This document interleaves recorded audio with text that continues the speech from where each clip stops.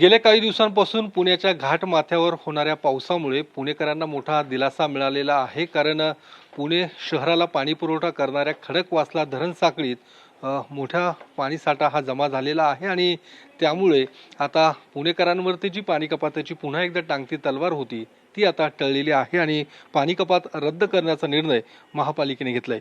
स्वतः महापौर मंजुषा नागपुरे आता आपल्या सोबत आहेत. मॅडम, काय नेमका आपण निर्णय घेतलेला आहे?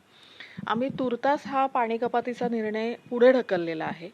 कारण आता पाऊस चांगला पडलाय. आपण कालचं जर आज सकाळचं जर आपण पाहिलं तर 21 TMC साधारण पाणी त्या धरण साखळीमध्ये आहे. तर आपल्याला पुढचा आढावा घ्यावा लागेल. अजून एक आठवड्याने आम्ही पुन्हा आढावा घेऊ. त्यामध्ये आपल्याला वर्षभर किती पाणी लागतं आणि धरण साखळीतनं पुन्हा कॅनॉलमध्ये आणि पुढे काही आवर्तनं सोडावी लागतात.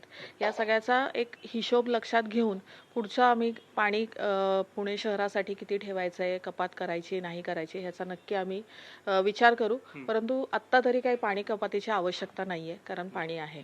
साधारणतः कधी पुढचा जो काही आढावा असेल तो कधी आपण घेणार आहोत, कधी त्याच्यावरती निर्णय पुढचा? एक इतकी आता मला वाटतं घाई करण्याची आवश्यकता नाहीये. कारण आता व्यवस्थित पाणी आहे आणि अजून पाऊस पडेल सुदैवाने आणि भरपूर पाणी साठा आपल्याकडे येऊ शकतो.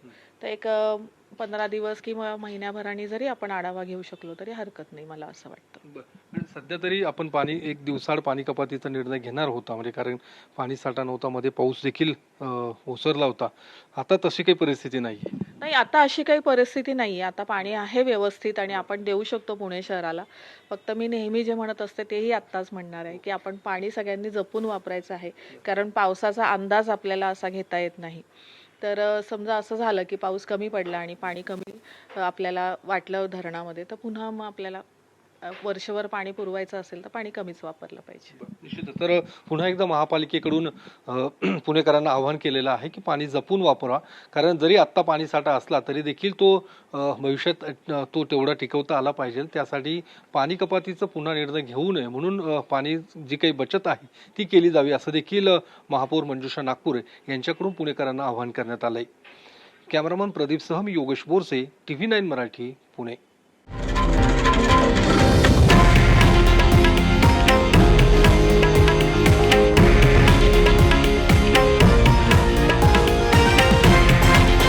हे आहे देशातील नंबर 1 न्यूज नेटवर्क आणि आपण पाहत आहात TV9 मराठी, एकमेव.